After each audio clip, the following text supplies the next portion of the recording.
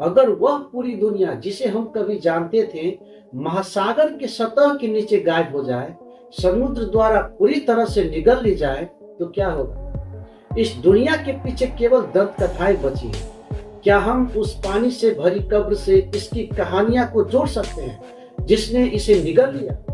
और शायद इससे भी ज्यादा रोमांचक बात यह है कि गहरे पानी में कौन सी रहस्य अभी भी छुपे हुए हैं जिन्हें खोजा जाना बाकी है। मिस्र के तट से शांत पानी में गोता लगाते हुए शोधकर्ताओं ने एक ऐसी सच्चाई की खोज की जो दंत कथाओं से भी ज्यादा अजीब थी। यहाँ तलछट और समुद्री जीवन की परतों के नीचे उन शहरों के खंडहर सोए हुए थे जिन्हें कभी फिरौन, व्यापारी और तीर्थयात्री जानते थे। जैसे जैसे हम इस डूबे हुए क्षेत्र के करीब आते हैं, गहरे नीले पानी से सवाल उभरते हैं, ये शहर गायब क्यों हो गए? वे कैसे फले फूले और फिर चुपचाप गुमनामी में कैसे डूब गए? तो हेलो दोस्तों, स्वागत है विचित्र संसार की एक और मजेदार वीडियो में। अभी तक आप इस चैनल को सब्सक्राइब नहीं किए हैं तो ऐसे ही मजेदार वीडियो देखने के लिए सब्सक्राइब करें इस चैनल को और साइड में दिए गए बेल आइकन को दबाना ना भूलें। तो चलते हैं रोमांचक डिजिटल यात्रा की ओर। इन खंडहरों में कौन सी ऐसे रहस्य छिपे हैं जो प्राचीन दुनिया के सांस्कृतिक मेलजोल को उजागर करती है? सदियों से विद्वानों ने थोनिस और कैनोपस के बारे में बात की है। ये दो प्राचीन शहर नील नदी के मुहाने के समीप थे। उनका उल्लेख ऐतिहासिक ग्रंथों और विवरणों में भी हुआ है, लेकिन किसी ने इन्हें अपनी आंखों से नहीं देखा। इनकी विरासत पुराने लेखों में फुसफुसाहट बनकर बची रही। सहस्राब्दी की शुरुआत में तकनीकी प्रगति ने एक नई तरह की खोज को संभव बनाया और एक टीम ने पानी के नीचे ऐसी खोज की जिसने शुरुआती मिस्र के इतिहास की हमारी समझ को बदल दी। अलेक्जेंड्रिया के प्रसिद्ध होने से पहले फोनिस मिस्र का भव्य प्रवेश द्वार था। यह शहर व्यापारियों को नियंत्रित करता था और दूर दराज के बंदरगाहों से आने वाले व्यापारियों पर कर लगाता था। नील नदी के मुहाने पर इसकी स्थिति इसे व्यापारियों के लिए एक प्राकृतिक पड़ाव बनाती थी। लेकिन अगर यह शहर इतना महत्वपूर्ण था तो यह गायब क्यों हो गए? इन खंडहरों की चुप्पी एक धीमी और अपरिहार्य प्रक्रिया की ओर इशारा करती है।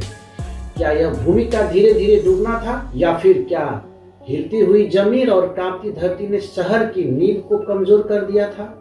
आधुनिक सर्वेक्षणों के दौरान पुरातत्वविद फ्रैंक गैडियो ने प्राचीन ग्रंथों, उन्नत सोनार मैपिंग और मैग्नेटोमीटर का उपयोग किया। धीरे धीरे पत्थर के टुकड़े और विशाल मूर्तियां उभरने लगी।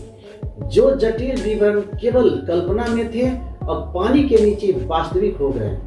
घरों से पुनः निर्माण करते हुए इन शहरों ने फिर से हमारी दुनिया में खुद को प्रस्तुत किया। जो स्मारक भीड़ भाड़ वाले शहरों के ऊपर ऊंचाई से खड़े थे, वे अब समुद्र की तलहटी में गिरे पड़े थे। उनकी नक्काशी अभी भी स्पष्ट थी और उनकी शिलालेख आज भी देवताओं और राजाओं की कहानियां सुनाते थे। यह महानगर सिर्फ एक साधारण चौकी नहीं था। सिक्कों, एंकर, वजन गहनों और चीनी मिट्टियों की वस्तुओं ने समृद्ध व्यापारिक संबंधों का खुलासा किया। मिस्र और व्यापक भूमध्य सागरीय क्षेत्रों के बीच सामान और संस्कृतियों का आदान प्रदान हुआ करती थी। निकटवर्ती कैनोपस, जो अपने धार्मिक मंदिरों और अनुष्ठानों के लिए प्रसिद्ध था, ने अपने पानी के आवरण से वस्तुएं उजागर की। तीर्थयात्री यहाँ आशीर्वाद और इलाज पाने के लिए आते थे। अब उनके कदमों के निशान मिट चुके थे। मछलियां और समुद्री घास के झुंडों ने उनकी जगह ले ली थी। इन खोजों को और दिलचस्प बनाता है यहाँ की सांस्कृतिक ताना बाना।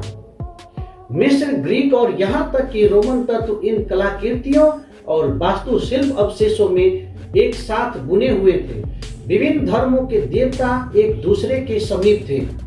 मंदिरों ने परतदार पहचान को दर्शाया। यह सब उस प्राचीन युग के सांस्कृतिक आदान प्रदान को प्रतिबिंबित करता है, जहां सीमाएं कठोर नहीं थी बल्कि दुनिया एक दूसरे से लगातार संवाद कर रही थी। लेकिन ये डूबे हुए शहर इस पहेली का केवल एक किस्सा मात्र है। अलेक्जेंड्रिया के पास मिले अवशेष, जिन्हें क्लियोपेट्रा के महल का हिस्सा माना जाता है, आज भी रोमांचित करते हैं। क्या हम कल्पना कर सकते हैं कि उस स्थान पर चल रहे जहां कभी वह प्रसिद्ध रानी चलती थी। समुद्र की तलहटी में बिखरे हुए पत्थरों ने शायद शाही समारोह, राजनीतिक साजिशें और रोमांटिक मुलाकातें देखी हो। क्या इन खंडहरों में क्लियोपेट्रा की उपस्थिति आज भी महसूस की जा सकती है? इन खजानों को संरक्षित करना अत्यंत निपुणता की मांग करता है। गोताखोर धीरे धीरे और सावधानी से तलहट को साफ करते हैं ताकि नाजुक वस्तुएं क्षतिग्रस्त न हो। विशेषज्ञ टीमें हर वस्तु को सतह पर लाने से पहले दस्तावेज को अच्छी तरह से चेक करते हैं। संग्रहालय इन खोजों को संरक्षित करते हैं और उन्हें जिज्ञासु वैश्विक दर्शकों के लिए सामने प्रस्तुत करते हैं। लेकिन सवाल अभी बना हुआ है, ये शहर डूबे क्यों? कुछ का मानना है कि नील डेल्टा की नरम गीली मिट्टी धीरे धीरे इन मंदिरों को और टावरों के भार के नीचे दब गई। कुछ लोग अधिक नाटकीय अंत की ओर इशारा करते हैं, जैसे भूकंप या सुनामी। जैसे जैसे पुरातत्वविद काम करते हैं, हर मूर्ति और हर शिलालेख से नई कहानियां सामने आती हैं। असली सवाल अब यह नहीं है कि क्या हम इन खोए हुए शहरों को ढूंढ सकते हैं, बल्कि यह है कि और कितनी कहानियां अभी भी छिपी हुई हैं जिन्हें खोजा जाना बाकी है।